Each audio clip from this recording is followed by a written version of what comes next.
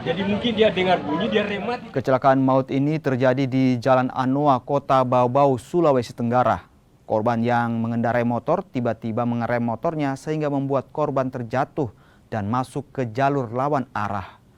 Saat terjatuh, sebuah truk melintas dan melindas korban hingga terseret sejauh 8 meter. Jenazah korban kini dibawa ke rumah sakit, sementara sopir truk dibawa ke Polres Bau-Bau untuk dimintai keterangan. Kecelakaan lalu lintas sepeda motor jenis Yamaha Jupiter Z tersebut mengerem tiba-tiba sehingga terjatuh, dan terseret lalu keluar dari jalur jalannya. Kemudian tiba-tiba datang sebuah mobil jenis dump truck Toyota Dina warna merah yang datang dari arah yang berlawanan,